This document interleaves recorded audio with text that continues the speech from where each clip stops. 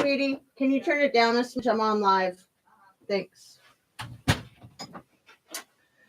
I'm on live. I'm here. I'm here. Are you guys here? Let's see. I didn't even have a chance to check my teeth, but that's okay. Always looking on the bright side. Today is the first day that I have like the super chat thing. I thought that I had it before, but I guess I didn't.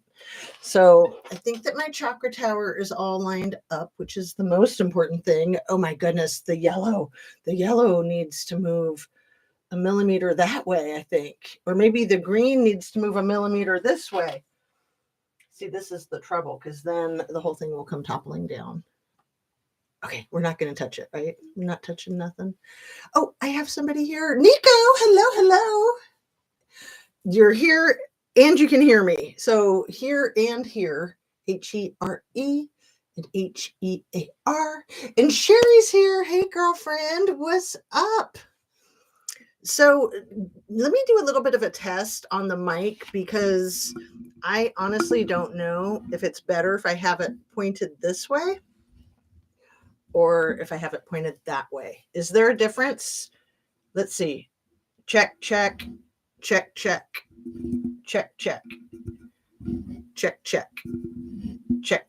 Do you hear any differences? Is it all the same? Just curious, just trying to tweak it, you know. Do I have everything same difference? Okay, cool. I've got my notes. I got my coffee. I took my allergy pill. The lighting is kind of weird, isn't it? It's a little too orange. I wonder if here, let me see if I turn something on or off. One thing on. Is that better? See, I do all this stuff before I turn the on button, but I had to reset it so many times already this afternoon, that I didn't want to keep resetting it. I thought, I'll just come on and push my little lights around and do whatever else. So where do we begin, you guys? Should we begin with the political stuff or the true crime stuff? Because I guess we'll start with the true crime stuff because it's all criminal. It is all criminal, in my opinion. I wanted to talk about the Idaho 4 crap. The thing is absolute crap. And I also want to talk about the government. Very orange and reddish. True crime. Yeah. Let me try turning off a couple of the lights. I've got this very large red globe. Let's see what happens. See, now it's way too dark. And now the whole world is falling apart. Oh, you know what I could do? I bet I could make it, hold on. I bet I could make it so that it is not as orange, not as bright. I'm not sure if this will work, but it's worth a shot, I think. Again, as long as the whole world doesn't come apart. Oh, it's so tricky, you guys. Don't ever start a YouTube channel. No, I'm kidding. I love it. I love challenges, so it's okay. There's lots of challenges. So this side of my face is kind of dark. This side of my face is a little too bright. One more adjustment, and then I'm going to stop futzing with it. And we'll just go with whatever we have, which is always going to be enough, right? Let's see. There's so much to it. I would like to do all this stuff without anybody knowing that I fuss with anything, so that all you see is the magic. Like, that's what they talk about, with the whole, like, cinema magic, the magic of Hollywood. It will work, Jazz. Okay. I'm still like, I'm too washed out, but I don't know what to do. I'll just do this. Please hit that like button, even though my lighting is off. See, I should have futzed for a little bit before I came on. Haste makes waste. And now, what now? What am I going to do? It's kind of like the domino effect. So if I touch one thing, then a whole bunch of stuff gets screwed up. So I'm just going to like flip the table upside down and say, screw it all. Is that good? Will that work? Okay, I did my thumb. I'm setting down the thumb carefully so it doesn't break. And then I'm going to ask you to make sure that you're still subscribed if you are subscribed. And if you're not, please consider doing so. Share a video of mine with somebody that you think might like all of my OCD habits. Then turn on your notification bell to ring if you want to be notified when I come on live, since I'm not very predictable these days. So when I did this at my work, where I was at work from like 7 in the morning until 5 at night, and I would usually do a live at about like 8:30 or 9, maybe 10, and then I'd do another one right after lunch. And I was very predictable, so predictable that I was getting the trolls like you wouldn't believe. And it was during the Idaho 4, and I was convinced that Brett Payne was trolling me. And, that may or may not be true, but that was one of the problems with being so predictable. So it's better that I'm unpredictable as far as not being trolled by these whack jobs.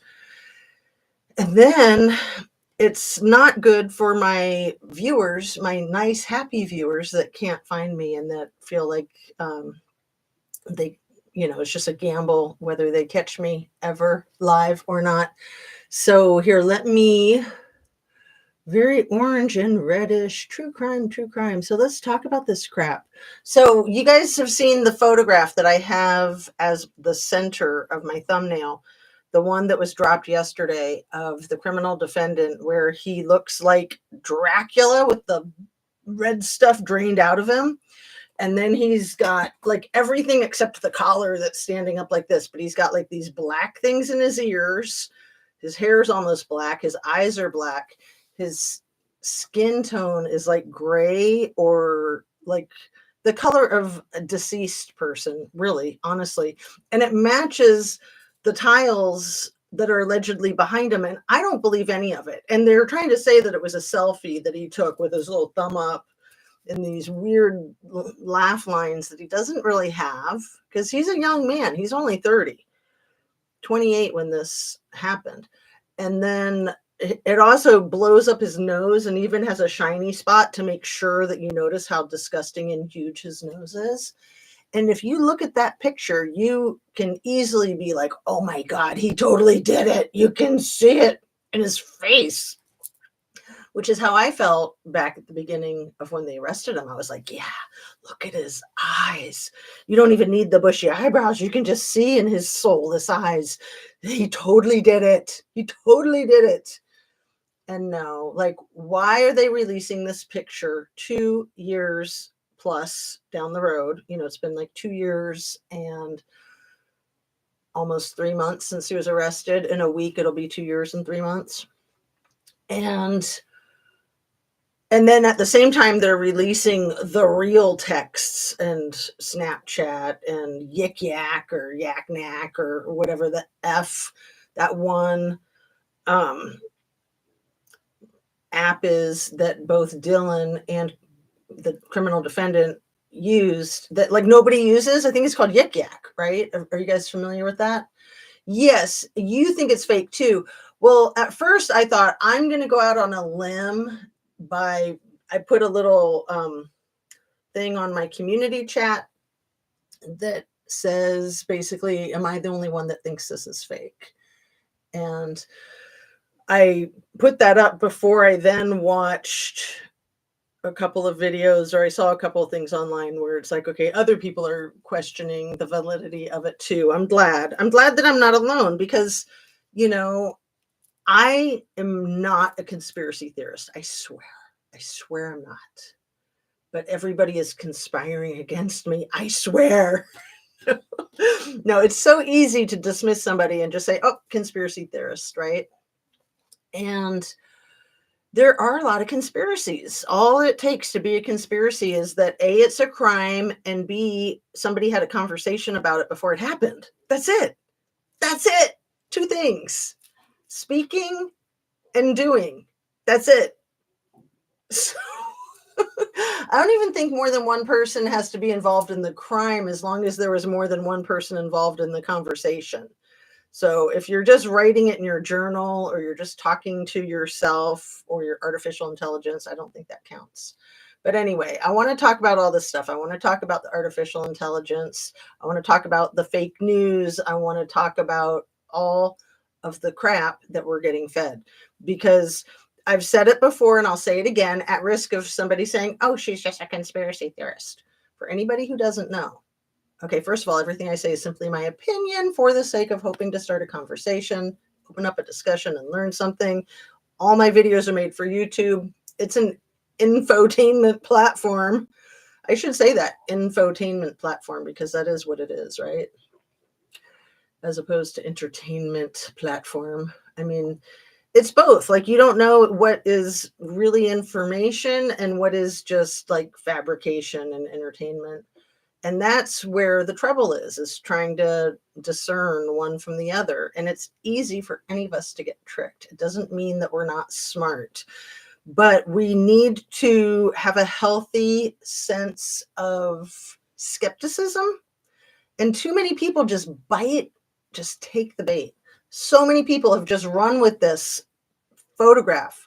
Oh, and look, there's no shower curtain behind him, I hear one content creator is saying. When, yeah, if you look really carefully, you'll see just a smidge of the shower curtain.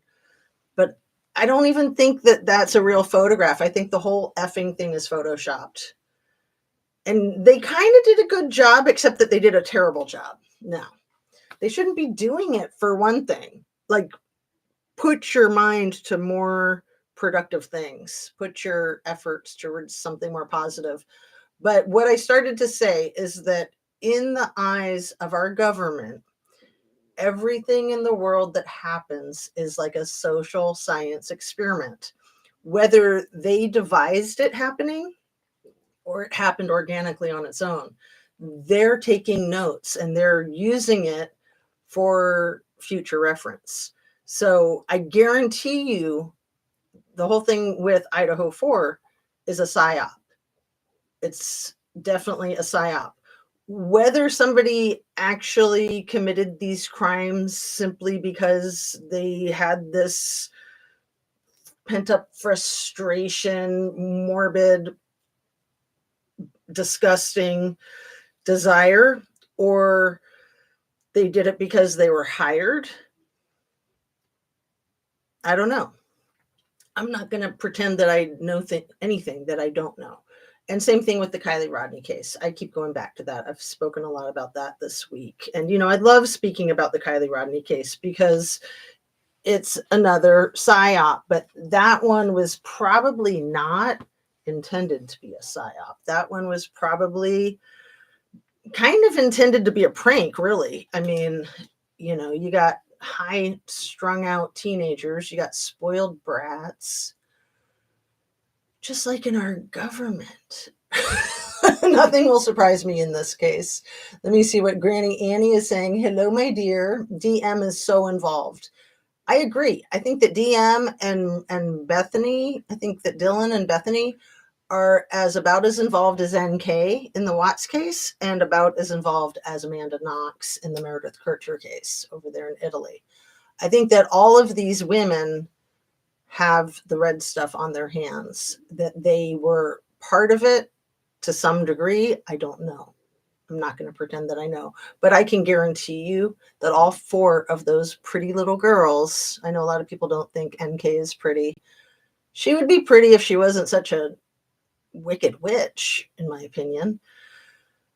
But Scammy and Bethany and Dylan, I mean, and then you got to remember that Bethany went to Truckee High School, and Truckee's a really small town with a really small population of minors. Like, there's not that many kids in the schools there.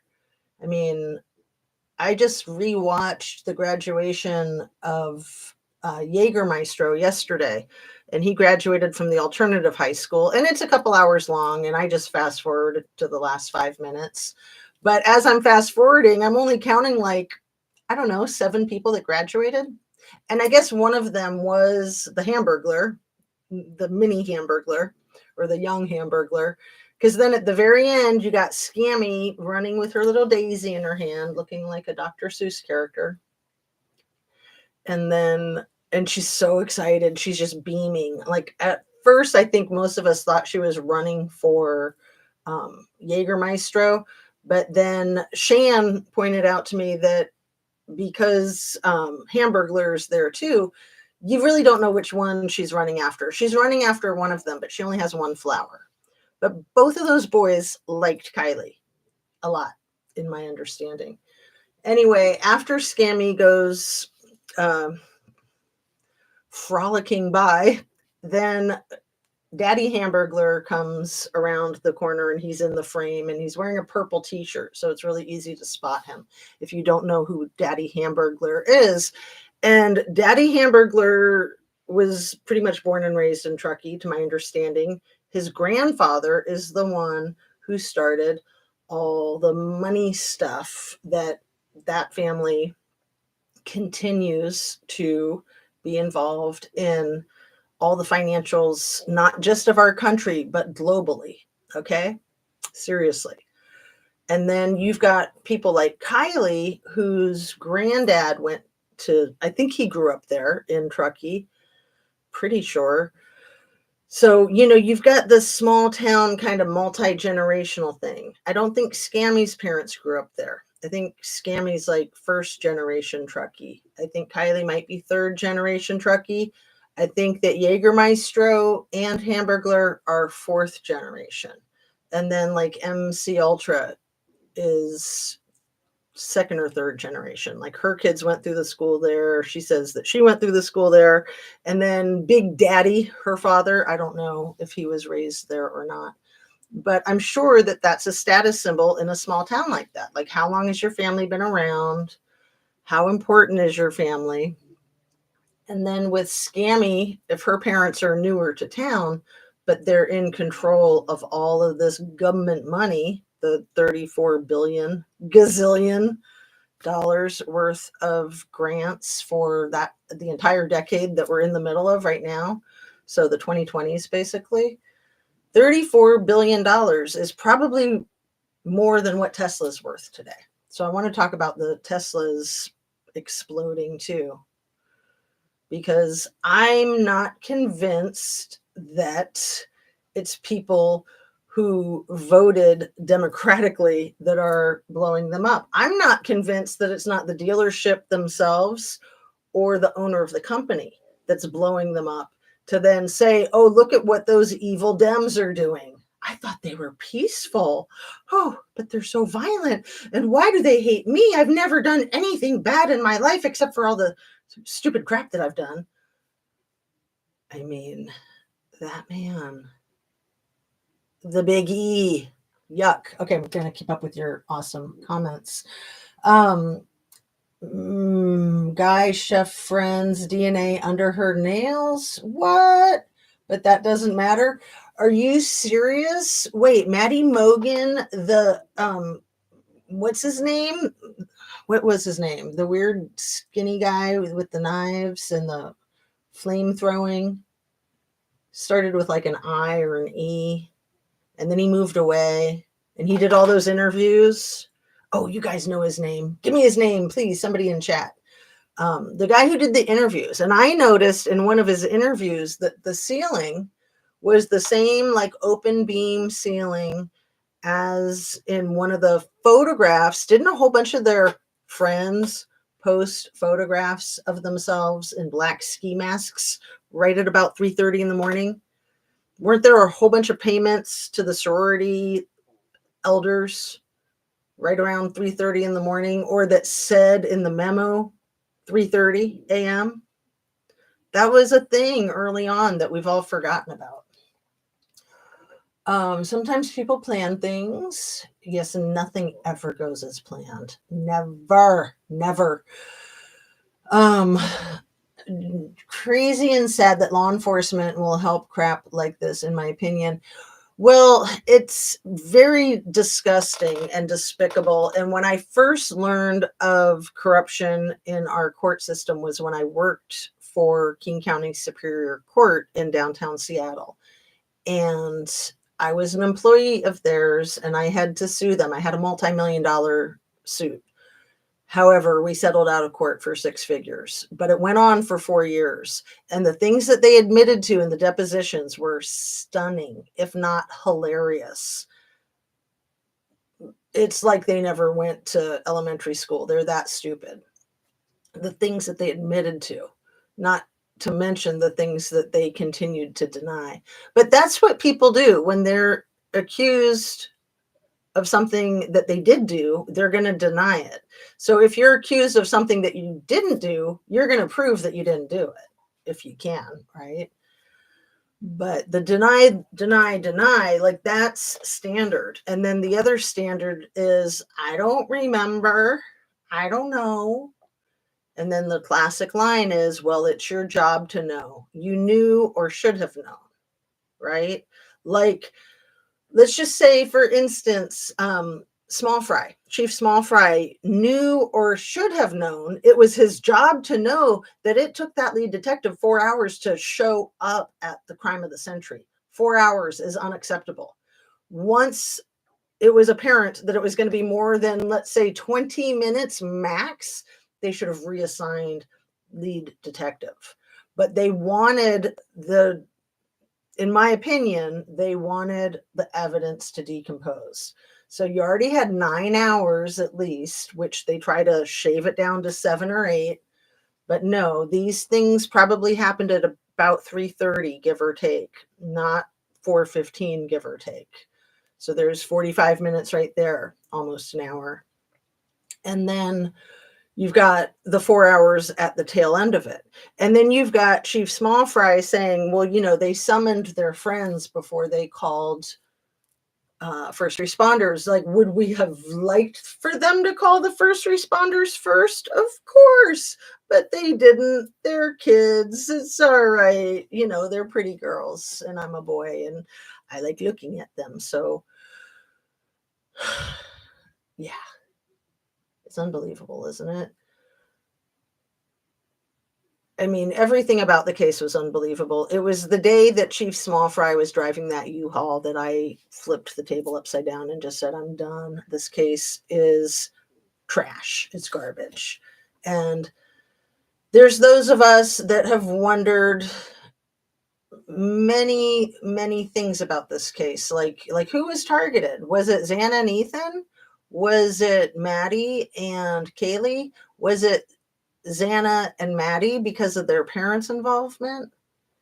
But why were the two spared? Why were Bethany and Dylan literally unscathed?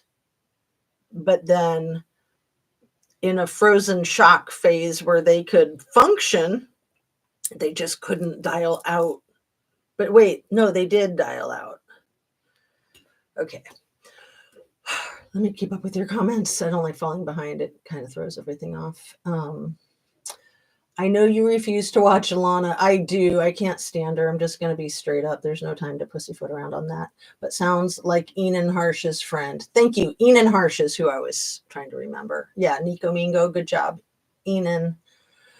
Iman. Is it? I think it's Enan, I think, with the IANAN.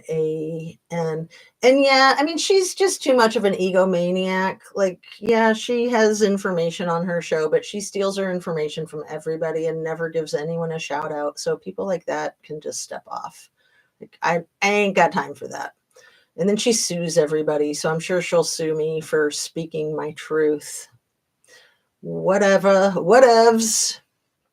We're in the same state. So, next time I'm in Columbus, we can meet for coffee. I'm on fire right now. Can you tell? It's been a busy morning. I did some sewing. That was one of the reasons I had to keep pushing back the time, was because I was being a seamstress. I love tailoring my clothes. I love tailoring my kids' clothes. It's so cool when you can make stuff fit perfect. It makes all the freaking difference in the world. And it used to be that only royalty had that. But being a seamstress was the very first job that I ever had when I was 14. Yes, I know. I'm like the home economics award recipient of my junior high school, for real. I'm not speaking in hyperbole.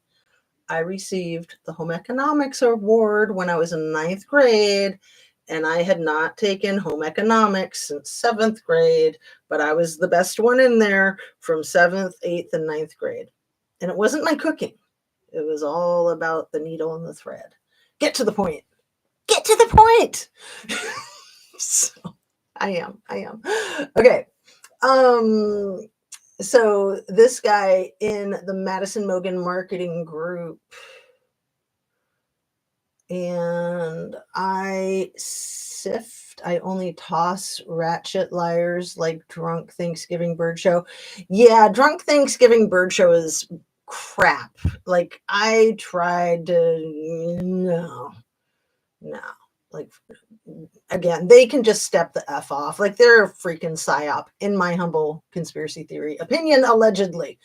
I thought it was actually 5 hours. 5 hours that it took the maybe that it took pain to show up. You might be right, Nico. You might be right. Yes. Hello, everyone, and Miss Jazz. Hello, Miss Amir Zaza. Jackie Bushable. Sherry. Did I miss anybody? Granny, Nanny, and Nico. Thank you all so much for being here. We have 9 people in the house. This is a crowded party. I'm just kidding. I'm so happy to have my friends in my chat. Thank you.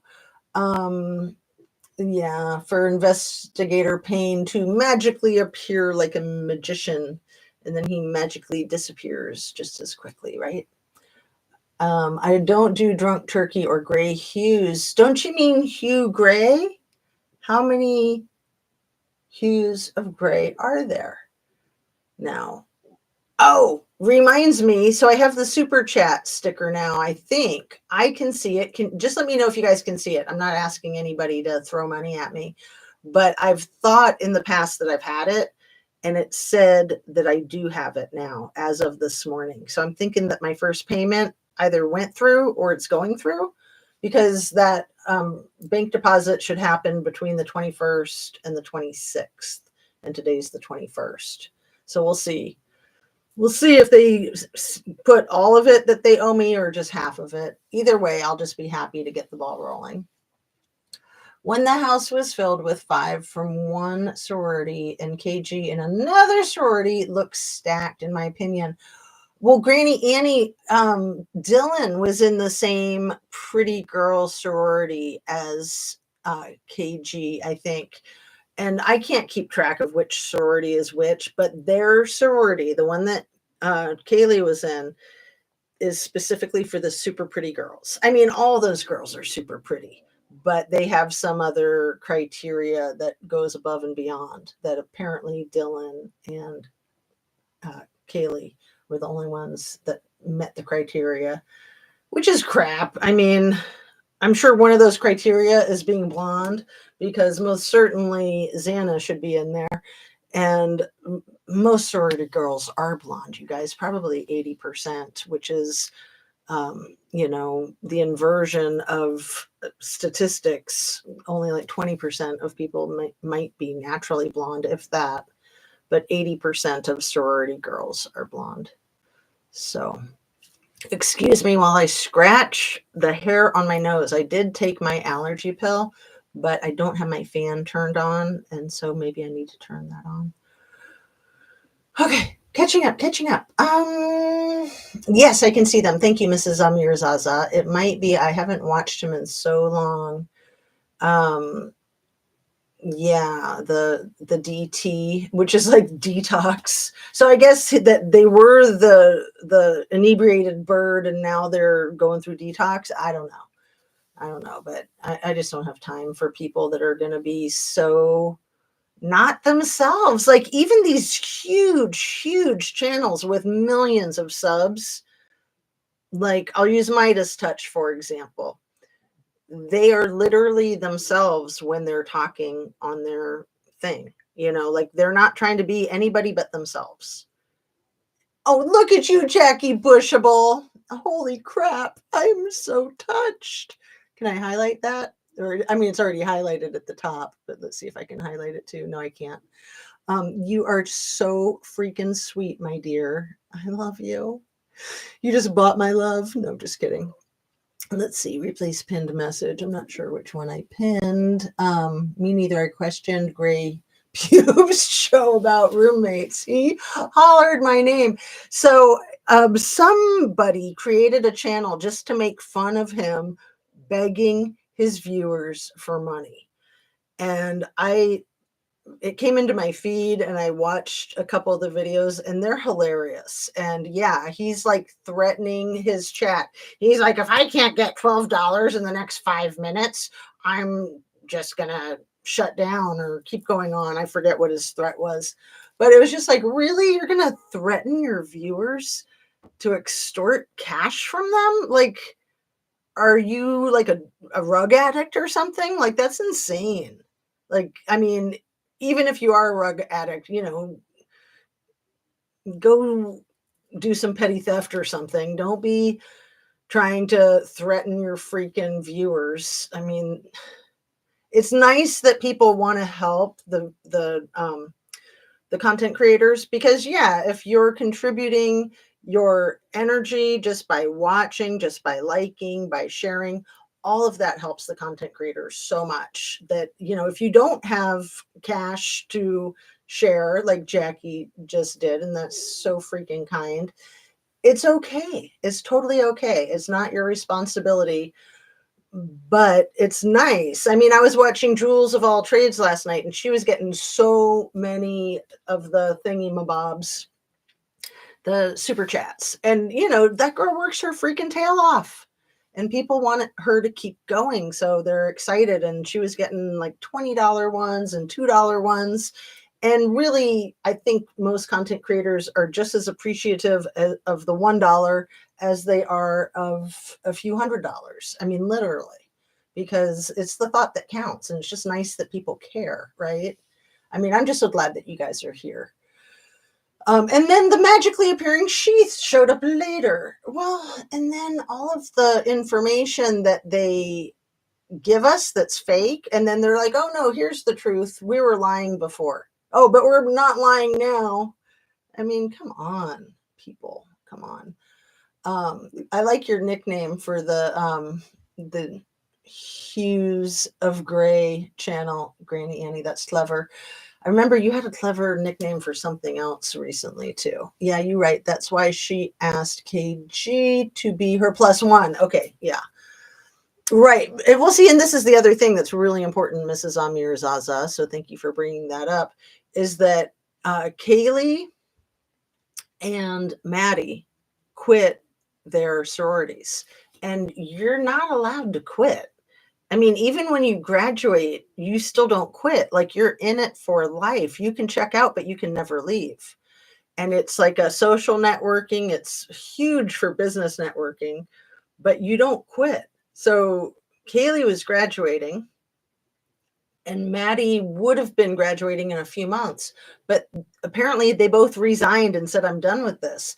And I really think that the whole thing with the OnlyFans plays into it, that they were making bank for the sorority and for the school and probably for the city of Moscow too. Probably the police were getting a cut of that. And they wanted to probably venture out on their own and pocket all of their profits. It's just a theory. It's just an idea. But even that disgusting creep, Andrew Tate, has said that when you are doing your trafficking business and you get these girls on film and you're making money on them, you have to make sure that you keep control over them and that they don't try to go off on their own. You have to keep them under your thumb. I mean, Andrew Tate has said that many times, quote after quote after quote. He's disgusting. And then we have El Presidente helping him arrive to Florida. Is he housing him at the pink house? Because he's got the White House in DC and then he's got the pink house down there in Palm Beach, a couple doors down from Little E, where Little E used to live. He probably lives there too. He probably owns that too now. I don't know. Honestly, I don't know, but I wouldn't be surprised. Let's see. DM was a freshman. Why allowed off campus? Granny Annie, what a great point. So yeah, DM was 19. Bethany Funk was 19. They were very close to the same age as Scammy. So Bethany knowing Scammy Smith from high school is more than a probability. It's almost a guarantee because, again, the school is so small. And if Bethany only went there for 1 year and she was from Reno, everybody knows who the new kid is, even in bigger schools. And did Jägermeister, did he ever go to school in Reno? We know that his dad had lived in Reno, I think. And I don't know if he ever went to school in Reno, but he might have. And Reno comes into play in that case too. You got Reno, you got Boca. Oh, that was the other question I wanted to ask Shan, is if she remembers what slip number the ranger at the Boca campground was all spooked over. Remember, we were talking about that, I think, yesterday. And I meant to ask Shan if she remembers what number it was, because I'm sure she does. She remembers everything. Her mind is like a steel trap. Or she just has it on her digital information. She's hyper organized with mass amounts of information. She saves everything. And for that, we can thank her. Like, I was trying to get the information from her about the two things. I gotta slow down and relax after I look at my notes. The two questions that I had for her.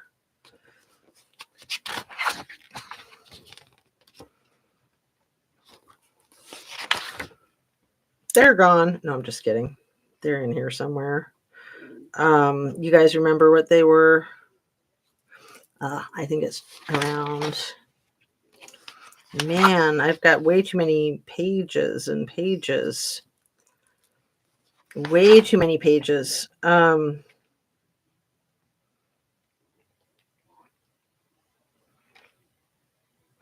was it that I mean, do I need to go back even further? There were two things. I know what they were. Look at my notes on my phone. The $34 billion of grants from the government. I wanted to find her video where she first found that, because she found it while she was sleuthing live, and I was watching her live when she found it, and I was just like, whoa, wait, what? And then there was her discovery of Kylie promoting that law for making plastic shopping bags illegal for the state of California. And she did that so many years ago, like, let's say roughly 8 years ago, something like that.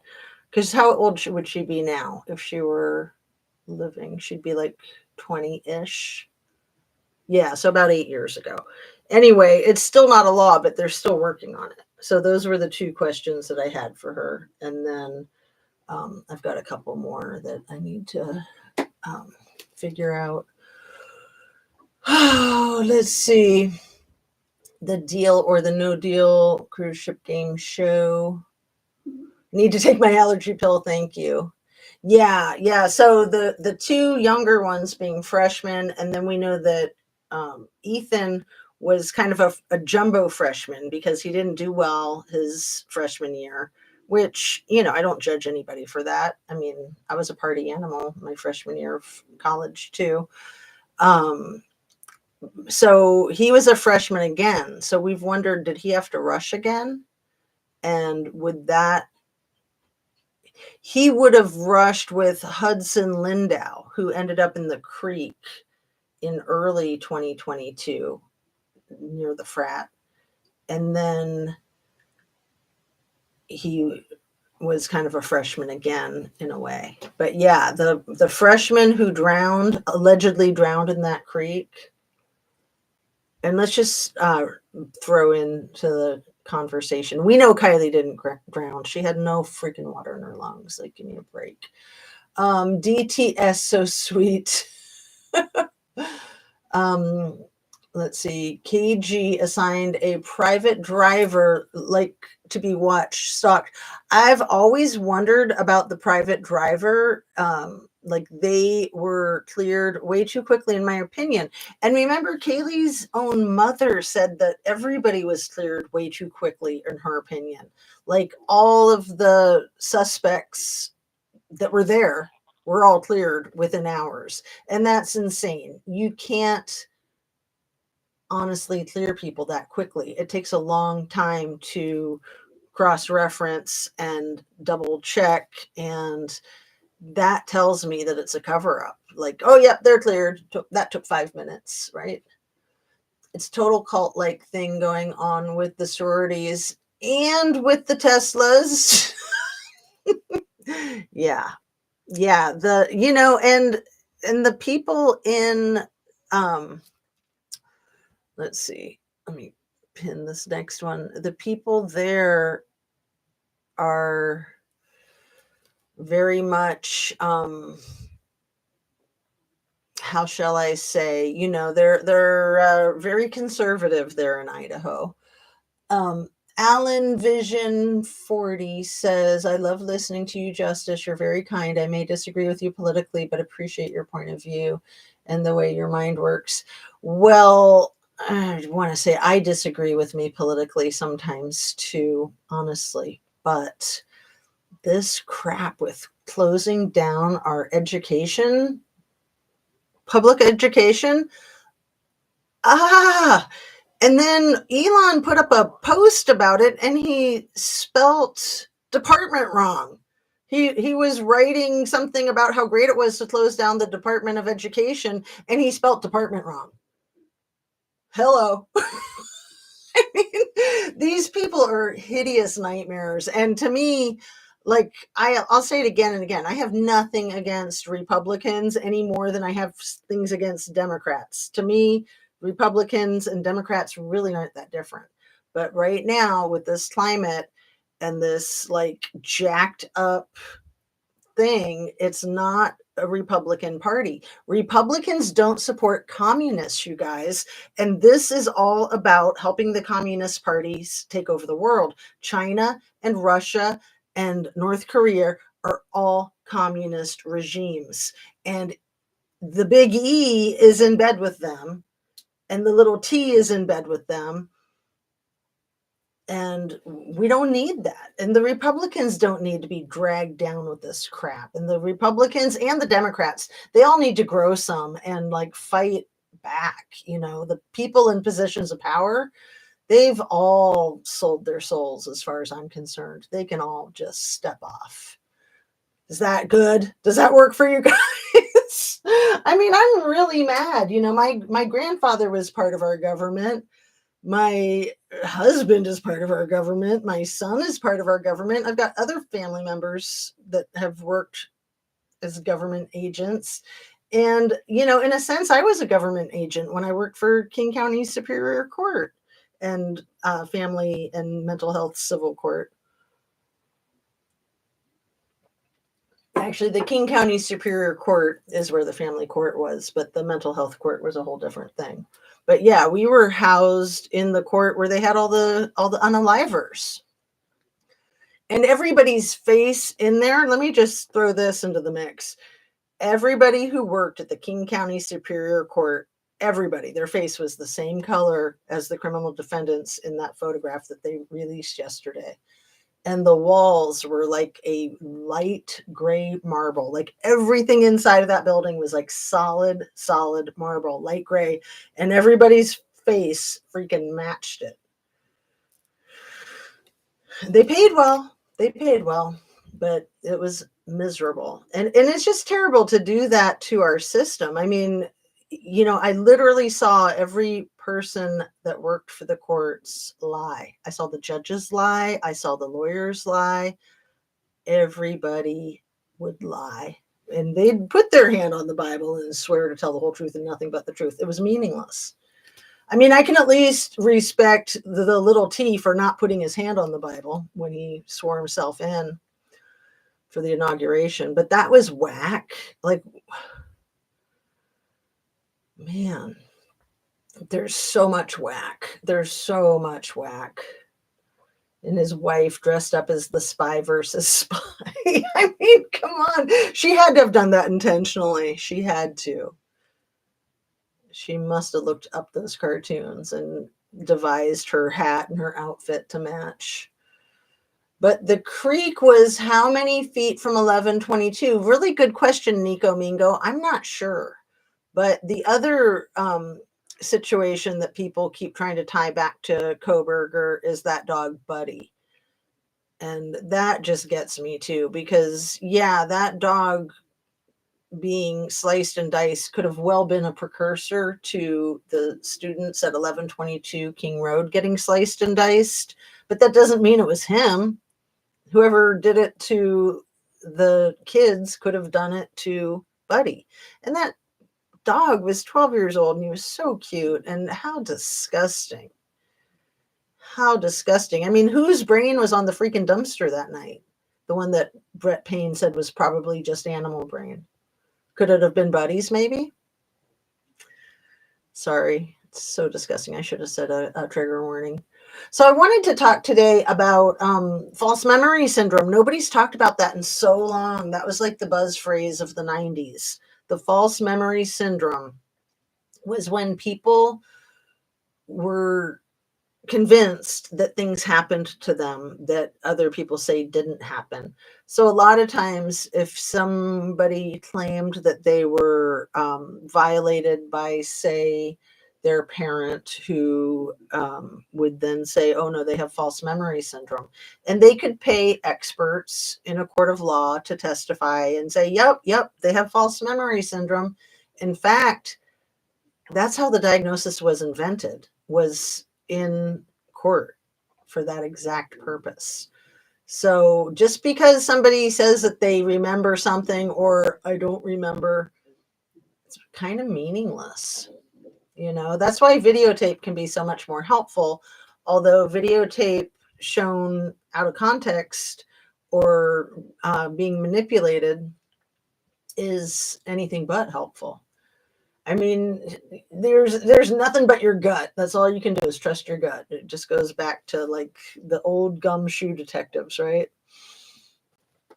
Excuse me. This case is poop. Yes, poop show, isn't it? And it was from the very beginning. I mean, pretty quickly into it. Like, let's say the day, it was probably the day that that the other BK, Brent Kopaka, it was probably the day that he was swatted that I was convinced that something was askew. I was like, there's no way that that could happen that close in time and space to that and not be related. And I didn't know anything about who he was or his background with the military. It was literally the minute I found out about it, I was like, not only does it have to be related, almost have to, they can't determine so quickly within 2 hours that it's not related. Because again, you got to do your homework. You got to check and double check. It takes days, weeks, months, years to uncover the truth in a real investigation. That's how you know they're lying, is when they come up with their definitive commitment to whatever theory within minutes or hours or days or even weeks. Like, that's just too quick. You can say this is our preliminary findings. You know, it's still an active case. We'll see if the rest of the investigation confirms or denies what we hypothesize right now. But, you know, it's very tentative, and they'll state that it's very tentative unless it's not. Like if they say, well, we know that those remains were dumped.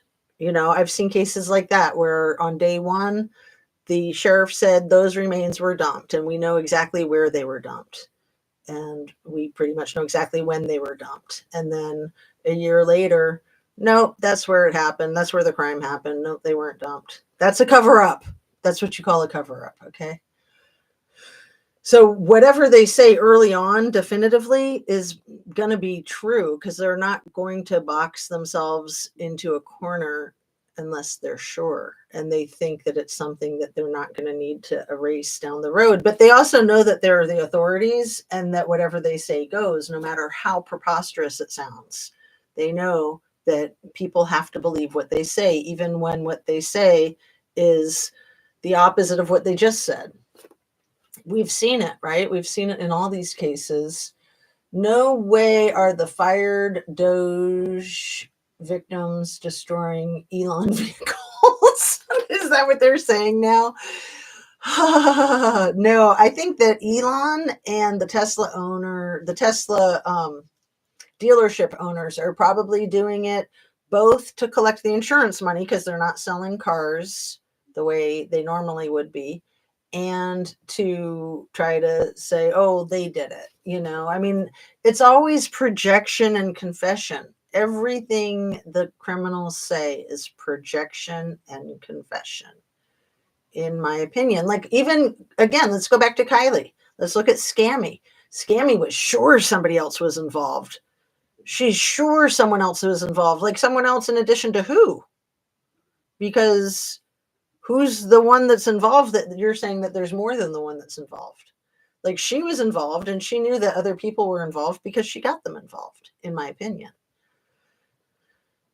When they speak with such conviction and they're pointing the finger over there and they're saying, look over there, look over there. Ah, my ear. Was that a giant mosquito? No, it was a freaking machine gun Kelly. This stuff isn't even funny. It's really not. And who on earth would pretend to be have an assassination attempt made on them? And then how on earth would they be able to pull that off without news investigating it, without people looking at the medical records, without the doctors, the nurses that treated the injury discussing their experience?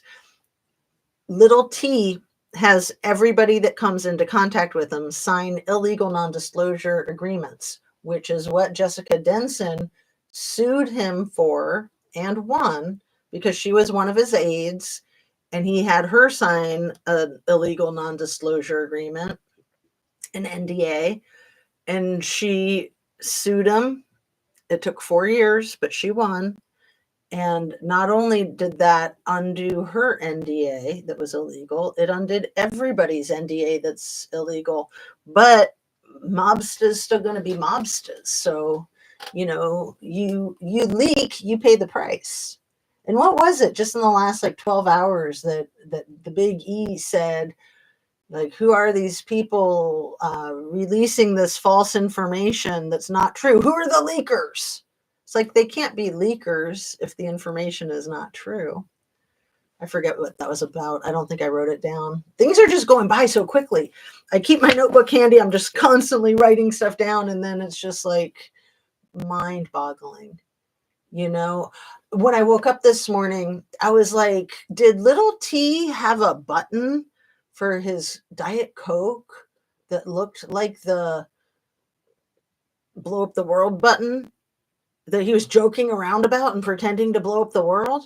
No, that had to be a dream that I had last night. But no, then I saw more of that this morning.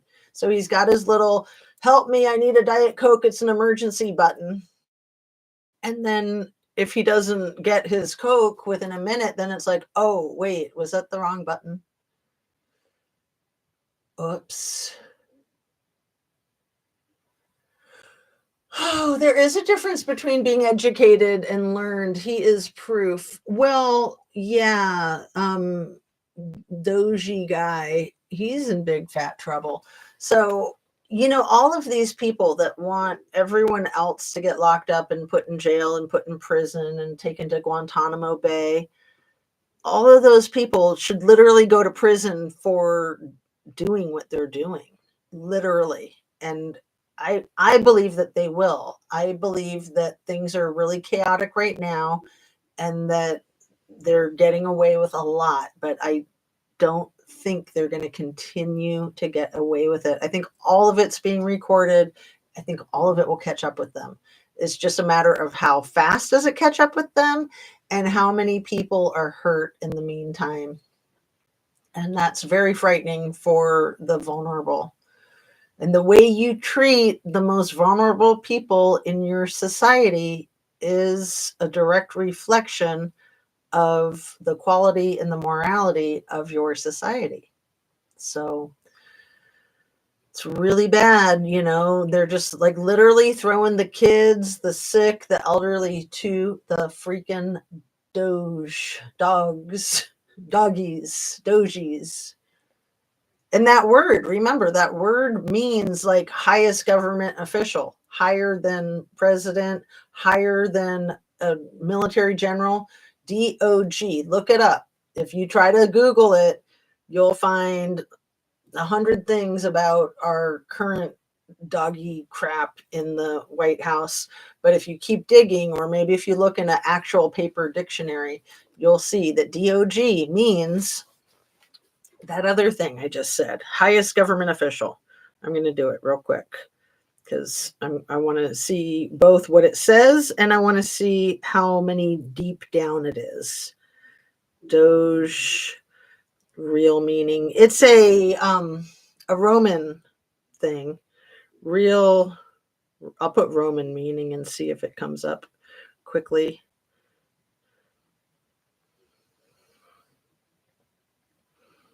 Okay, yeah.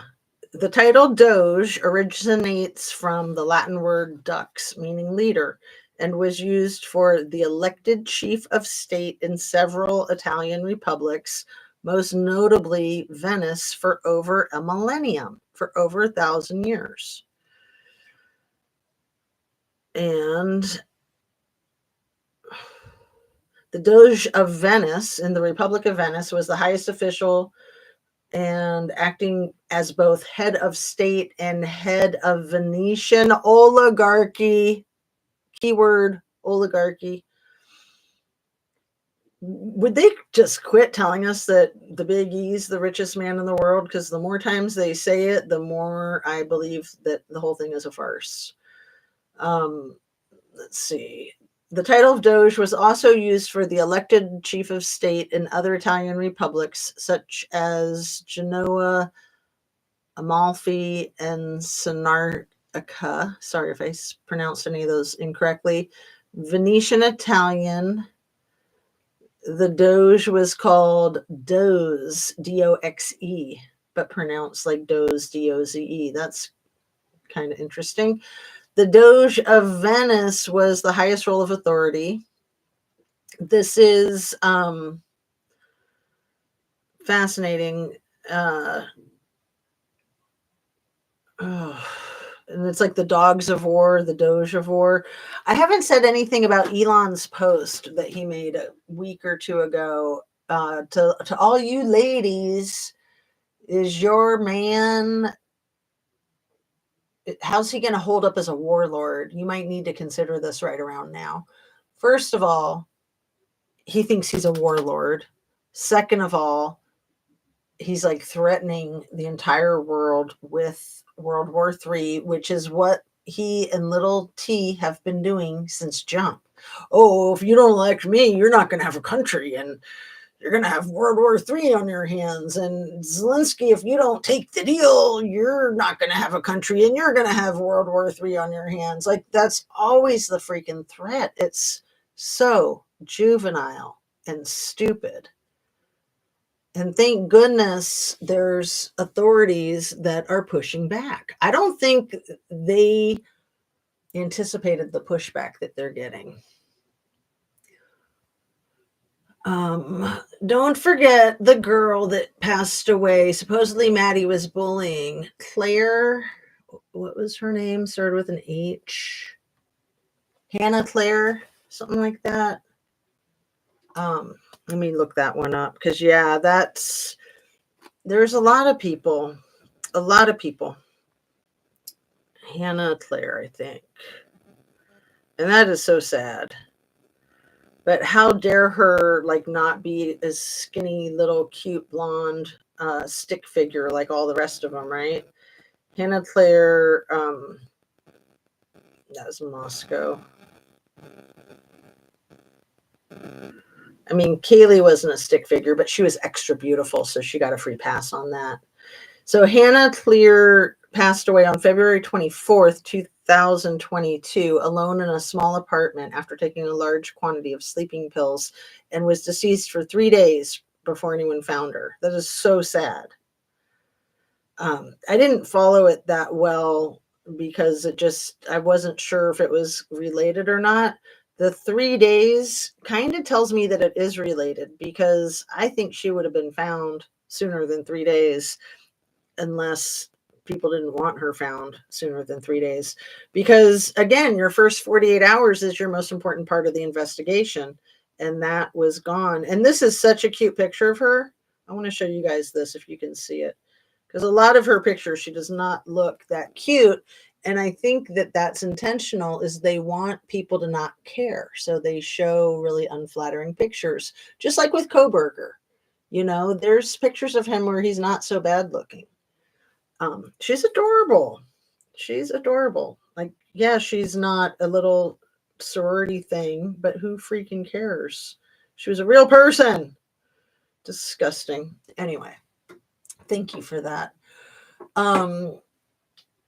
That's a very good comment, Sherry. Mrs. Amir says, I can't either, but does anyone remember the Banfield body cam with the monster truck speeding off the background? I do. DM boyfriend had a similar one. I can't get that out of my head. Right. Her boyfriend, Quinn Kelly, who was like a gangsta wannabe who lived in Boise, 5 hours away, who said that his vehicle could never make it on a 5-hour trip because it was, a piece of junk, and that he'd never even been to Moscow. And I'm sorry, but anybody dating Dylan Mortensen would be making it to Moscow, whether their vehicle worked or not. I mean, come on. And then allegedly his father was a dealer too. And we know that Maddie's father and stepmother had trouble with the law and with drugs. And we also know that Xana's mom had a ton of trouble with the law and with rugs. And she was even, all of the people that I just mentioned were, had Ann Taylor as their defense attorney, as their court-appointed defense attorney. But also Xana's mother, Kara Northerington, she had, I think she was in jail for possessing a whole lot of fentanyl with the intent to sell at the time of the homicides. All right. If my memory serves me accurately, killing Buddy was also abuse of the elderly. Yeah, that's a really good point, Nico. Yeah, that was so disgusting. I mean, that poor couple, they lived in that house, I think, for like 40 years, and nothing like that had ever happened. I rewatched an interview with them real recently. I didn't realize that they lived there for that long. Scammy was a flipping liar. She still is and will always be, because I'm sure she'll never admit to anything, because what she did, I'm sure, was so freaking disgusting. Oh, I like that nickname, Nico. Scummy Scammy. That's a good one. My second grade grandson had to have tampon dispensers in his Oregon school bathroom. Absurd. Granny Annie, I don't even believe that. Come on. But why are you putting that in here? Are you trying to poke the bear? Because the stuff is ridiculous. Did they turn him into a little girl too? Did they send him off to school as a boy, just like Timmy, and then Timmy came home as a little girl? Because that's just crap. I mean, Elon's oldest kid, one of his oldest kids, his oldest child passed away from SIDS when he was 4 months old. His name, I think, is like Arizona or Nevada or something. I'll look it up. I have it right here. And then And then his second oldest two kids are twins. Vivian, one of them got a sex change. So all 6 of his firstborn were boys. And Vivian just said yesterday that he did like the gender selection during in vitro. And, some of his kids are twins, some of his kids are triplets. He's got 14. So there's one set of triplets, at least one set of twins. And Vivian claims that her and her 5 brothers were all chosen genders. And that's why it really pissed her dad off when she transitioned 2 years ago. So what is the other one's name okay, Nevada is the little boy who was born in 2002, who passed away. And that's the year that my first was born too. And that's just unthinkable. So then Vivian and Griffin were born in 2004. They're 20 years old now. And when Vivian was born, before her gender transition, her name was Xavier. I love that name, like Xavier Rudd. That was the one that I couldn't think of when I was playing all that music for you guys a couple days ago. And I think the name of the song is Let Me Be. I put it on my community post, and I also put it in the description. So Xavier Rudd was the one name that I couldn't remember when I was talking about Jason Mraz, Jack Johnson, David Gray, Xavier Rudd, and then there's another one, but I'm not thinking about it right now. Okay, so in 2006 is when the triplets were born. They're 19 now. Their names are Kia, Saxon, and Damien. Who's going to name their kid Damien? What? Seriously? So X was born in 20, so he'll be 5 this year. And then EXA was born in 21, and that's a daughter from a surrogate mother. So even though he was having children with his partner, that would be Grimes. So Exa was born by surrogate, even though it's Grimes's kid. And then Techno is the youngest one of Grimes's 3. But while Grimes was between her giving birth to X, who was born in 20, and Exa, who was born in 21, in between there, twins were born of Elon's from his co-worker, his employee, Siobhan. Between the births of those 2 Grime babies in November of 21, she had twins. And then in 2024, Siobhan had the 3rd kid with Elon. And then in last month, February of 2025, she announced that she had a 4th one with Elon. This is his employee, Siobhan. And she said that his name is Sheldon or Seldon, kind of like the character from Big Bang Theory. And so how many does that make? 6, 7, 8, 9, 10, 11, 12, 13. And then the 14th one is the one with the social media influencer, Ashley St. Clair. And Ashley St. Clair has 2 kids. Just the one is with Elon. So that's the 14 kids. And apparently they're all homeschooled online. They're all learning coding, artificial intelligence, and applied science. Cult. And I hadn't even mentioned, no one mentioned in my chat, the Heathrow Airport fire. Pascal Show was doing a live with the question of, could that be an act of terrorism? That was my first thought when I woke up and saw Heathrow Airport on fire and interfering with flights globally, internationally. Okay. I don't want your comments to get too far ahead of me. And Annie, I bet I upset you. Let's see. If you're still here. Sherry, yes, that girl was allegedly snitching about something. Which girl? Mrs. Amir says, Granny, what? Yeah, this is the thing, and then there's the elementary school rooms that allegedly have cat boxes in the corner for the kids who don't identify as human, but they identify as cats, and they just use the kitty litter in the back corner of the room. Like, give me a break. And then the Haitians come in and eat them because the Haitians eat the cats and the dogs, and the kids are identifying themselves as cats. Is that what you're trying to tell me?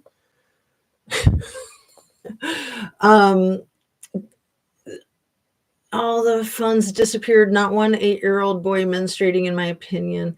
I know, Granny Annie, this is just so derailing of the thought process. I mean, to me, it's just absurd. So I don't know. I'd appreciate it if you'd not put that in the chat. But I love you, and you do you, girlfriend. You do you. Oregon decided all students should have free tampons, installed dispensers in grades 1 to 3 of the boys' bathroom and girls. Well, I love that there's free menstrual products everywhere these days for women and girls. I mean, that's always been a problem. And then if you didn't have a quarter, you were screwed. I mean, it's great that they're everywhere. And yeah, if there's going to be people that are trans that are using the other restrooms, then they might need that. But I would think that I just don't even believe it. I would think that it's lies because, you're not going to have that many kids that are trans that are menstruating. And then if you do, they can bring those things to school with them, or they can have somebody get them for them out of the girls' room, or get the teacher to help out or something. So I just think it's nuts. I think it's knucking futs, and I don't buy it. Like the extreme right wingers are always coming up with this crazy crap, like the old lady in the grocery store with the 3 apples who couldn't afford them. So she hauled one of those 3 apples all the way back to the refrigerator in the back of the store. And then she bought her 2 apples and she left. And it was so sad. And how many times did little T tell that story? And then he's talking about the price of bacon and the price of eggs. And then he says the bacon levels have never been so high. And I'm sorry, Mr. T, but nobody has bacon levels. What he meant was prices. But he was confused because he doesn't buy groceries. He only buys stocks. And when you're talking about the price of stocks, you talk in levels. So when he said the level of bacon, it was just like, dude, you just outed yourself. You have no idea what you're even freaking talking about. There is no bacon level. I wish there was, because I love bacon and I'd love to see it at those levels. But my goodness, the man is delusional. He's got dementia. His brain is not functioning, and he says the wackiest things, and then they become law because he says so.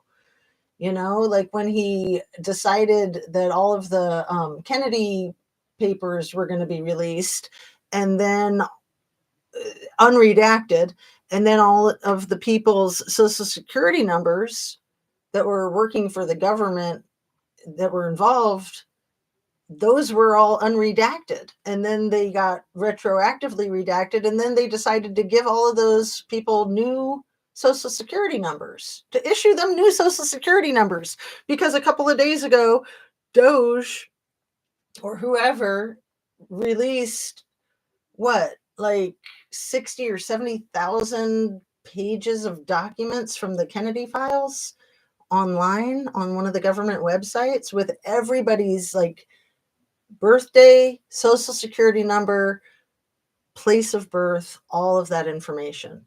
So then they're like, oh, well, we're sorry. Oops, we'll redact it now. Oh, and as a bonus, we'll give you a new social security number. And as another bonus, we'll give you free identity theft protection insurance. Like, F you, man. This is freaking crazy. This is no way to run a freaking government, man. These people are so out of control. Stupid. Put them in jail. Like, that's domestic terrorism, in my opinion. And then they're trying to say, oh, people burning Teslas is domestic terrorism. It's like, well, yeah, you could make an argument for that, but let's focus on the domestic terrorism going on in our freaking government. Really. I'm so freaking sick of it. I'm so freaking sick of all the distractions. And then are they just suddenly releasing the photograph of Koberger and the text between Bethany and Dylan and all the rest of the information? They just suddenly happened to release that the day before yesterday when all this other crazy crap is happening, like the government releasing all of these government employees' social security numbers, place of birth, blah, blah, blah. Oops. Oh, and now we're going to cancel all the federal funding of education. So for anybody who doesn't know, the state of Kentucky had a really bad problem with public education. And I think it was about 35, maybe 40 years ago, roughly, that they completely revamped their entire educational system. And they did a really good job, and it's really progressive. And their model is probably going to come in handy if this indeed gets passed through, like it probably will, because, you know, little t is God, and whatever he says is, especially if he says it more than once, then it definitely is. Depends on how you define is, Clinton. These people are hideous. Hideous. This is not even funny. It's really not. I mean, I really didn't want Hillary to be on the ticket with for the Democratic ticket in 2016. I really wanted Bernie Sanders, and Hillary cheated to get that spot. And I think Bernie could have beat Mr. T. Maybe not. But it was really hard for me to vote for Hillary. It was really hard for me. And I still despise her to this day.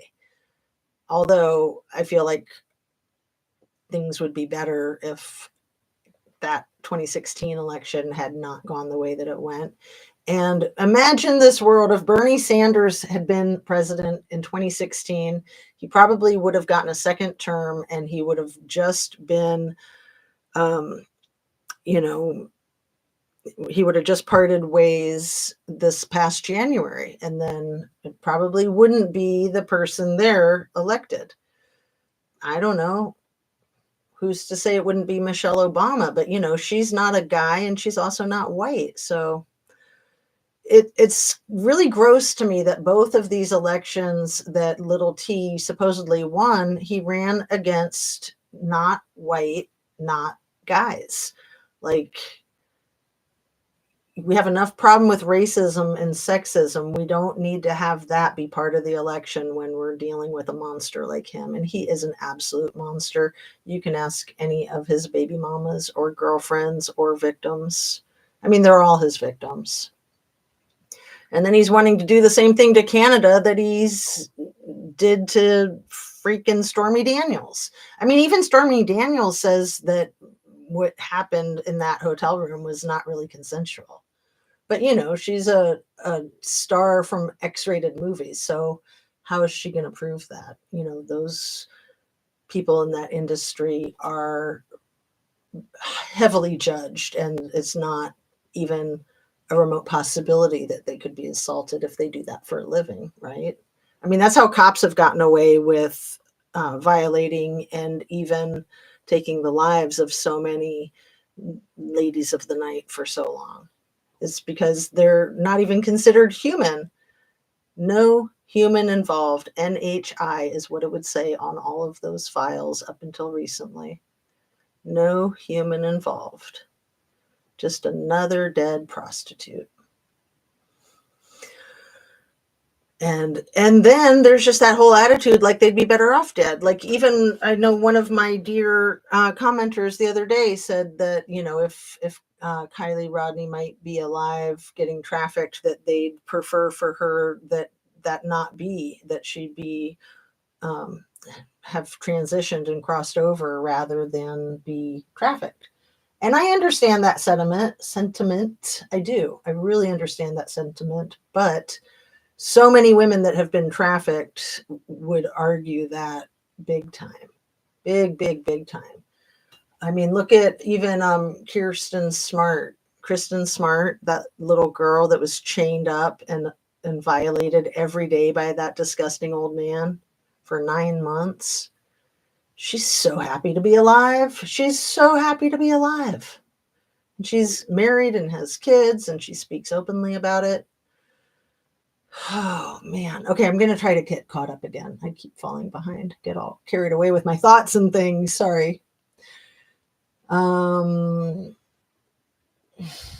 That girl allegedly snitched about something. I don't know which girl. KG was snitching too. Right. That's always the thing. I mean, we wonder if people were afraid that she was going to snitch about something like the Alpine Club or other things. Other things. Hashtag other things. These cases have rugs written all over it, in my humble opinion, and BK has nothing to do with it. Well, and then you've got them trying to point the finger at BK. Well, he was addicted to H when he was 19, so therefore he could definitely have done this. It's like, okay, didn't he go to a rehab program, which is phenomenal? A lot of us have had problems with substances, and for anybody in recovery, I mean, thank goodness sobriety is the best gift in the world. I can't believe it's been 35 years for me. I can't believe it. I can't believe it. I mean, I never messed with stuff as hardcore as that, but you know, I experimented. I definitely experimented. And yeah, I was 22 when I went through an outpatient program. Thank God, because I couldn't stay away from this crap. You know, I was in college and in the end of high school, and I just couldn't stay away. Like I would think that I could, and then I couldn't. I'd stay away from it all for like a whole 12 months. And so I'd think, okay, well, it's safe to dabble with again because I'm in control. No, once an addict, always an addict. One is too many and 1,000 is never enough. That's one of my favorite 12-step quotes. Most favorite. But yeah, rugs written all over the Kylie case, rugs written all over the Idaho 4 case, rugs written all over the Tesla case. I mean, look at Elon. It's not just the prescribed ketamine that he abuses. He's admitted to other stuff too. And those interviews that Don Lemon put up a few days ago, there are 10 of them. I checked after my live yesterday. I watched like 3 or 4 of them and I just couldn't take it. They were just painful.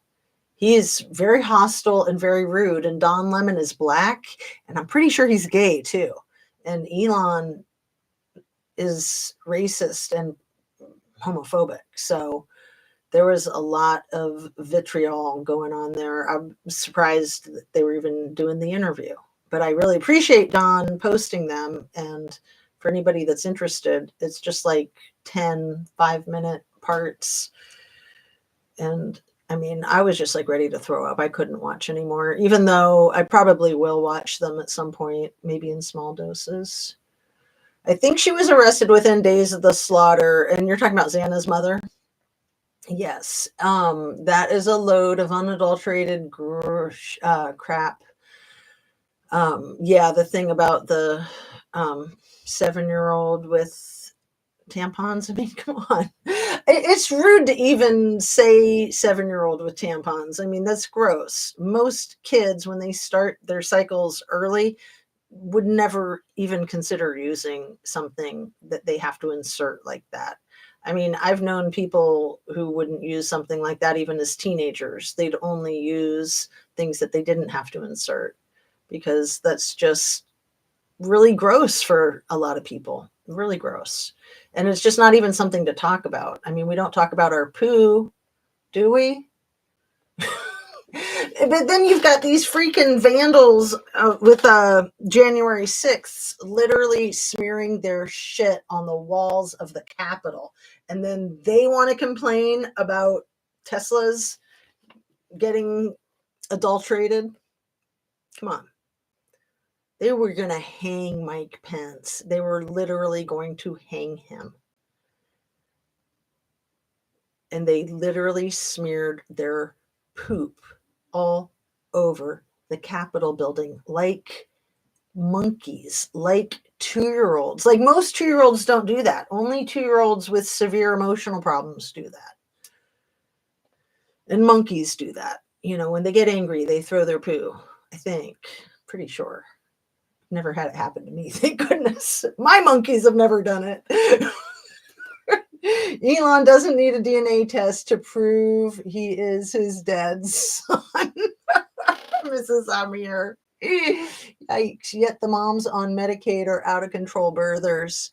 Well, Elon's just a nut job because he just wants more of his race to be manufactured.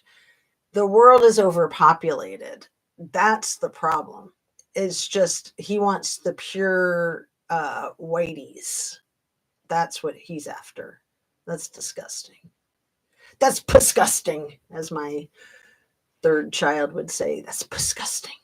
I love that. My daughter was freaked out to have to explain to her little boy, well, of course, nobody should be talking about that. Yeah. I would imagine Bernie would have prevented the pandemic that Cheeto Boy pushed through. Why would a former H addict be accused of such violence? Well, and then, right. I mean, he had been recovered for like almost 10 years. And, he stole his sister's phone when he was 19. That might have been the precipitating factor that got him into treatment, actually, now that I think about it. So they called the police, his sister and his dad, and good for them because, yeah, you don't want to enable an addict. You want to help them stop in their tracks. And a lot of people have had trouble with substances, and a lot of people who have had trouble with substances and are having trouble with substances that will never admit to it. They won't admit it to anybody, not even themselves.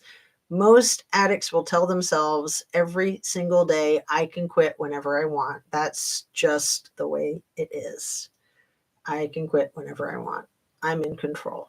And really, sadly, if you're an addict, you're not in control. The substance is in control of you, whether that's like pornography or credit cards and shopping or sugar, whatever it is. If you're an addict, your addiction controls you.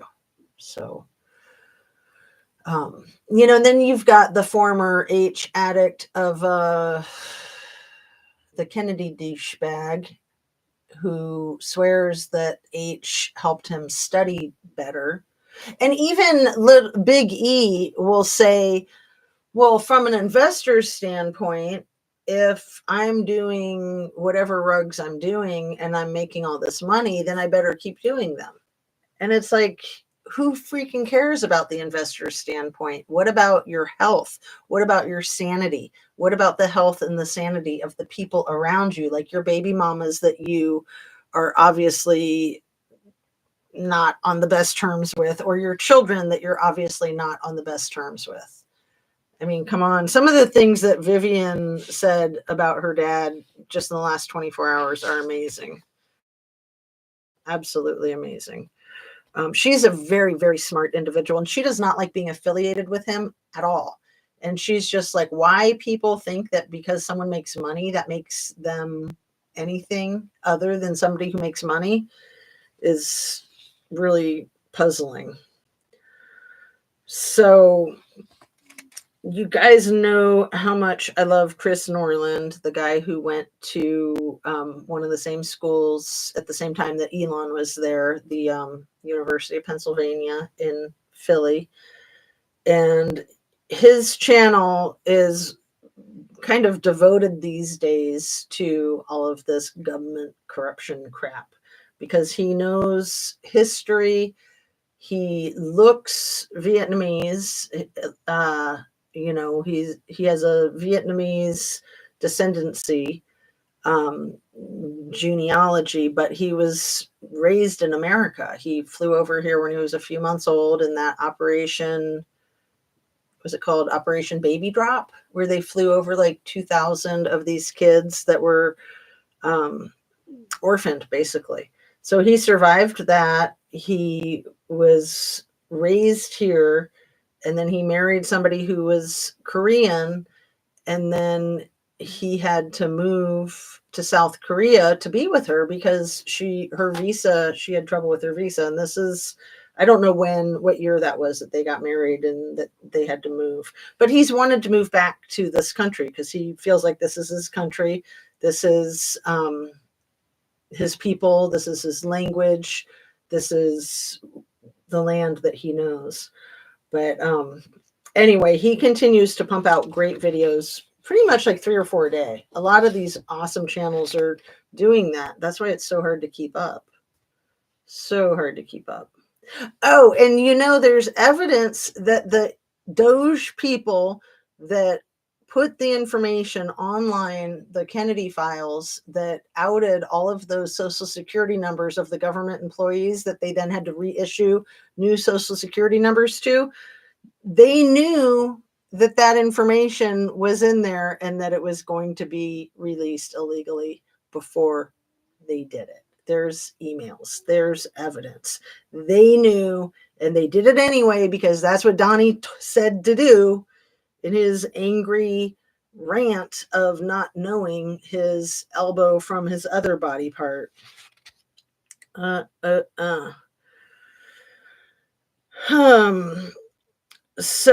and the same thing with that Jackie Robinson getting erased out of the history. They were trying to blame that on artificial intelligence. Like, oh, oops, that was not on purpose. I'm not buying it. I'm not buying it. Even if they reinstate his information, I still don't believe that was a big oops. You can't trust these people. Not at all. So what else? We've been on for 90 minutes. Maybe I should wrap up.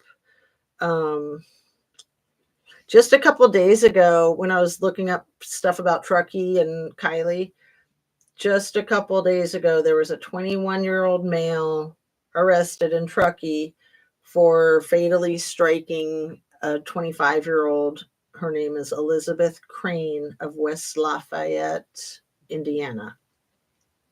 Really, really sad. And the 21-year-old hit 2 people. So Elizabeth passed away immediately.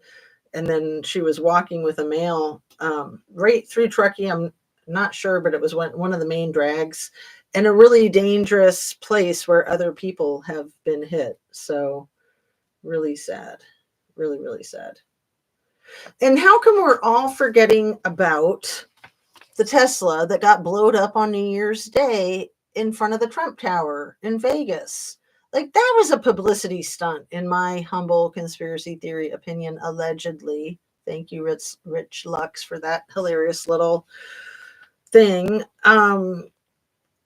But I don't think it went the way they thought it would. Like, they thought that they could say, oh, look at these terrorists trying to make our vehicles blow up in front of our hotels. And then they're just like, next. That didn't work the way we wanted it to work. That backfired. Next. Like, let's talk about that guy, Matthew Leibelsberger, who was an active duty. He was like on leave from Germany. I just can't help but wonder if there was something going on with artificial intelligence, with remote control, with brainwashing, with Operation Paperclip kind of stuff, Jacob's Ladder kind of stuff. It doesn't make sense. And what really doesn't make sense is how not looked into it's been. Like, are they really doing a thorough investigation? Because my guess is that they're not, that they're trying to sweep it under the rug. I think we need to not forget about that at all. Not at all. Oh, man. And now I'm wondering, did Bob Ross really die of a heart attack, or was it something else? I need to put down my notes. It's too much. I can't handle it. It's 2:00. Let's see. What does Google say about Bob Ross passing away? he was cool. You know, he had a military career. I think it was Air Force. So he was born in 42, Daytona Beach, Florida, and he passed away on the 4th of July in 95 in Orlando. And I think it was a heart attack. No, lymphoma, it says. So cancer. And he was 52 years old when he passed away. Wow. And he was married to Linda Brown just for a few months when he passed away. He married her, it says, in 1995. And Jane Ross, he had been married to for like 15 years from 77 until 92. And then Vivian Ridge, he had been married to from 1965 to 1977. And he only had one kid, Steve Ross. And he has a brother, Jim Ross. I didn't know he was 6'2". How much does one Bob Ross painting cost? Let's see. 8,000 to 10 million. Oh, wow. That's incredible. That's awesome. But most of them are about 25,000 to 65,000. You guys, we should start looking for Bob Ross originals, right? What are some cool facts about Bob Ross? He was a military man. He did it for free. He didn't sell his paintings. Let's see.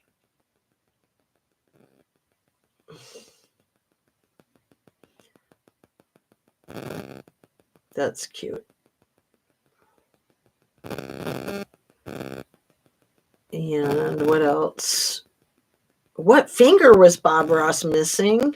I didn't know he was missing a finger.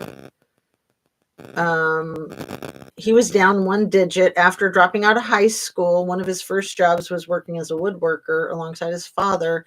Part of his left index finger was later severed in a carpentry accident. Wow. And then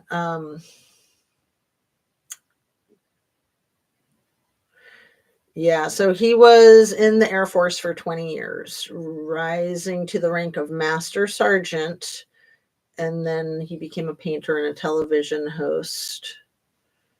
Very, very cool. He enlisted in 1961 at the age of 18 and then retired in 81. So 20 years. That's awesome. Stationed in Alaska, where he first developed his interest in painting. Very cool. All right. Well, it's always nice to end on something positive, right? The Bob Ross mints is why I brought it up, because we know that Kylie had a tin of the Bob Ross Christmas tree mints. And were those really Bob Ross Christmas tree mints, or was that Tesla types of ecstasy disguised as candy? Like, that was a huge thing, as was the Cards Against Humanity, a huge thing early in her case.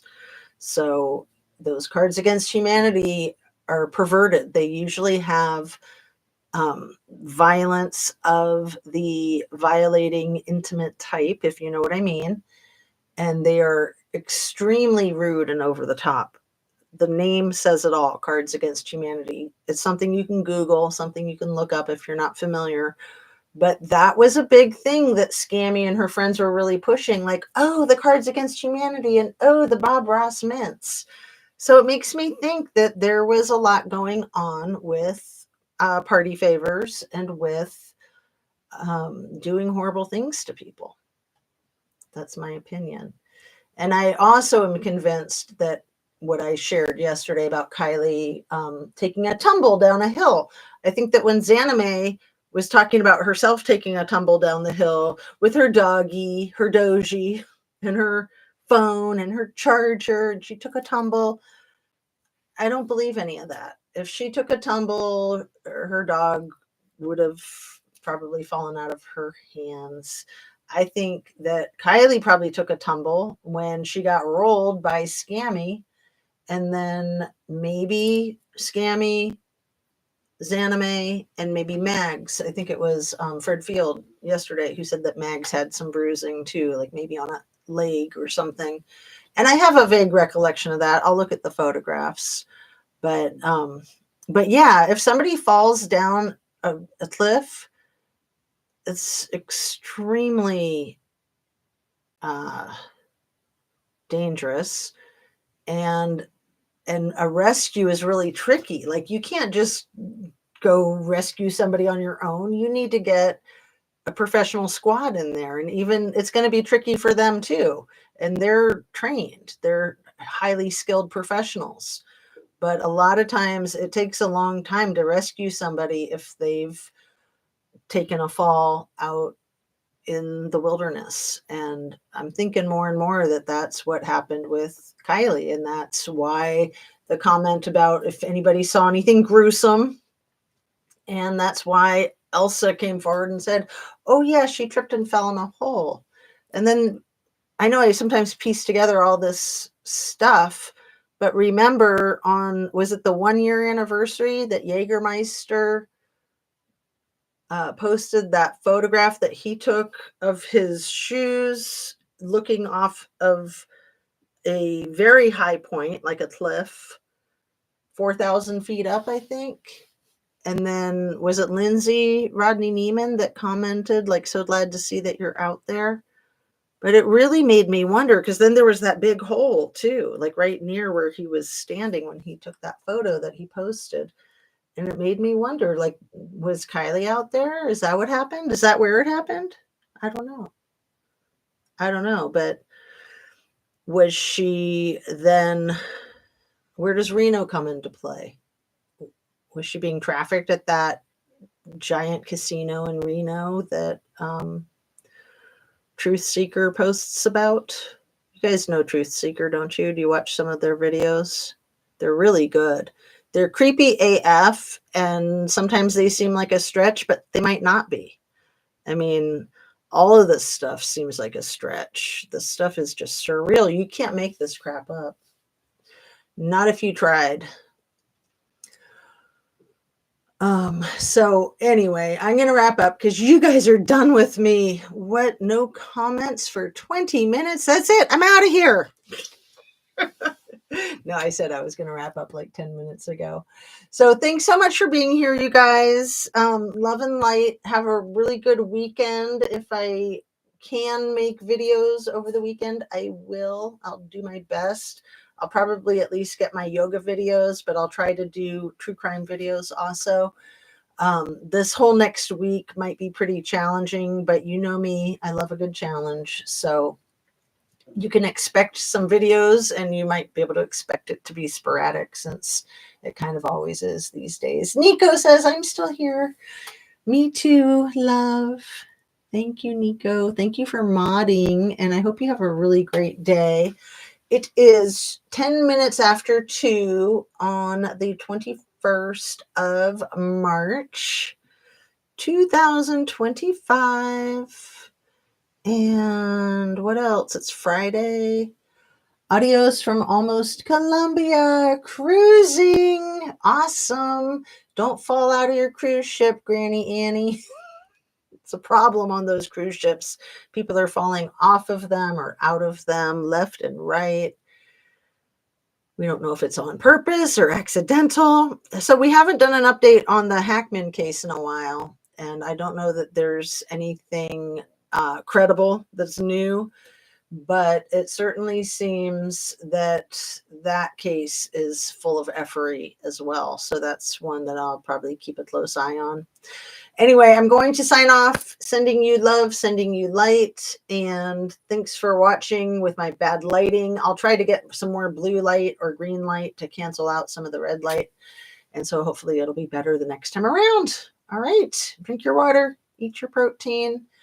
Oh, I wanted to brag to you what a healthy breakfast I had right before I came on. I had avocado cheese toast on sprouted wheat bread. So I was very proud of myself, because a lot of times I don't eat breakfast until like 4 o'clock in the afternoon. I rarely eat before I do my videos, but I try to be wiser. My 94-year-old neighbor, her son has suggested we jump at the end of the cruise. LOL. Well, see, Annie, that's what's so weird about that situation with Tame and his girlfriend, Kimberly, who fell off the cruise ship a couple weeks ago on day one. And so it was this 80s cruise ship, and Tame's band, Faster Pussycat, was the headlining band. And she was his girlfriend for like close to 10 years, and they were engaged. And apparently they fought a lot, but she was really excited about the cruise. So why would she go jumping overboard at the very beginning? Seriously, I could see jumping off at the very end or in the middle if you're having a bad day, but not at the beginning. Not at the beginning. That to me is the most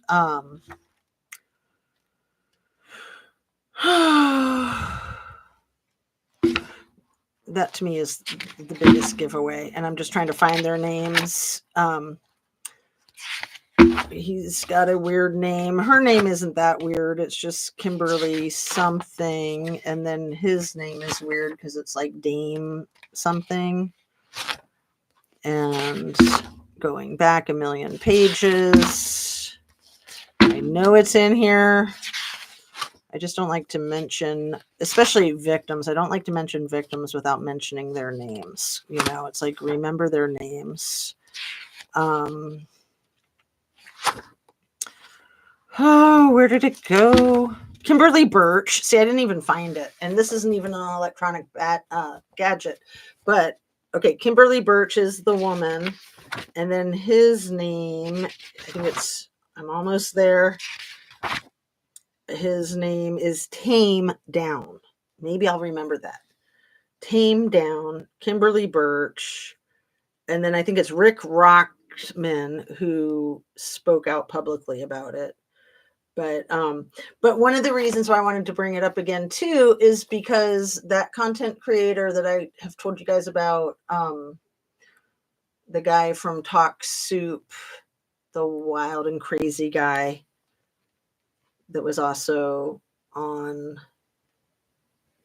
Hal Sparks. He was also on Lab Rats. So he then went out on a cruise where the band that he's in, that's like a heavy metal cover band, I think they were headlining an 80s cruise. And I don't know if it was the same cruise as Tame Downs' band or not, but I just thought it was funny. And then Hal Sparks, he's hilarious. He's a professional. He's a comedian. He's just killing it with all of his sarcasm. And he made this comment a few days ago in one of his videos that I had to like rewind it. I'm like, wait, what did he say? He said he was talking about, it was the interview that everybody's talked about with Trump, Little T, and Laura Ingraham. And I called her Ingrams the other day accidentally, so let me clean that up. So Laura Ingraham, who's from Fox News and usually a big sycophant, was sick of being a sycophant, and she was really like taking him to the mat, and he was not happy, and she was not happy either. But she was asking some really good questions, and Hal Sparks was breaking down the interview. I'll put a link to it in the description. So he kept playing parts of the interview and then stopping it, and then he was like, wait, Laura, you're really going off the trail right now. Your wagon wheel is in the mud. You're like about to commit like an intellectual Donner Party or something like that. It was hilarious. It was so funny. And I did write it down, but who knows how long it would take me to find it. It was so many pages back. Like I said, I'll put the link in the description, and I'll write down the little thing that he said. I think it was intellectual Donner Party.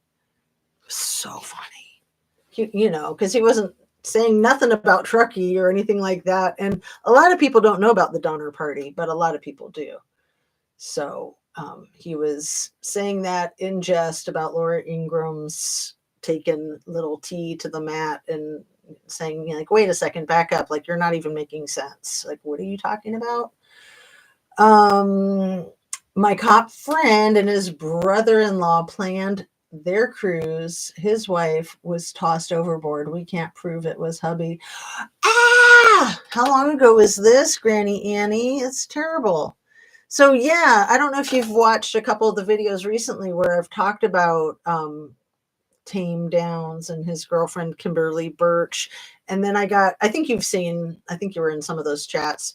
I got interested in Andrew Smith. Is that his name? The guy who fell off of the cruise 20 years ago this summer. Is it Andrew or something else? I know his last name is Smith, and that he was inheriting a lot of money from his alcohol. His parents had like an alcohol store, a liquor store, alcohol store. And George Smith the fourth. See, it doesn't need to be an electronic gadget. It just has to have lots of letters, and then it gets the brain kicking. George Smith the fourth. He just got married. He was on his honeymoon. His wife was like literally making out with at least the employee of the cruise ship, if not one or all of the 3 Russian teenagers that they were hanging out with, getting super drunk. And then he fell off of the fell off of the ship, which is a lot like falling off of a truck. And then,